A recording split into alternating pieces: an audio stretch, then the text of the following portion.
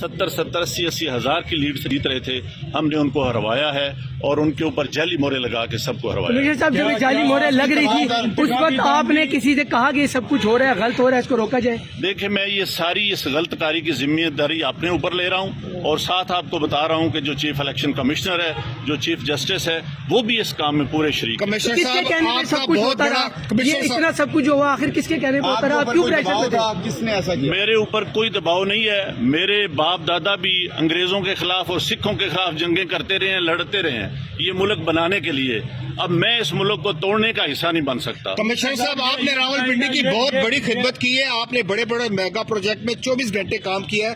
یہ بتائیے گا کہ آپ کو کمشنر چیف الیکشن کمیشن دباؤ میں لا رہا تھا کہ یہ کریں سارے کام، لوگ جیتوں کو آپ نے ہرایا، آپ کو نیند کیسے آتی رہی؟ کس طرح آپ کا ضمیر جاگ گیا؟ دیکھیں، میں نے راولپنڈی کے لیے 16 گھنٹے کام کیا ہے. میں نے یہاں رنگ روڈ بنایا ہے، دوچا ڈیم بنایا ہے، ہولی فیملی ہاسپٹل بنایا ہے، جم خانہ بنایا ہے.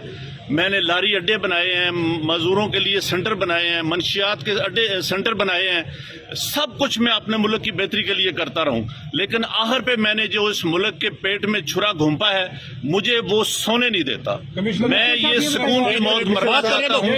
میں جو میں نے ظلم کیا ہے مجھے اس کی سزا ملنی چاہیے، اور باقی بھی اس ظلم میں جو لوگ شامل ہیں پولیس بھی شامل ہے؟ ان کے نام بتائیں گے جو لوگ آج یہاں پر تھے؟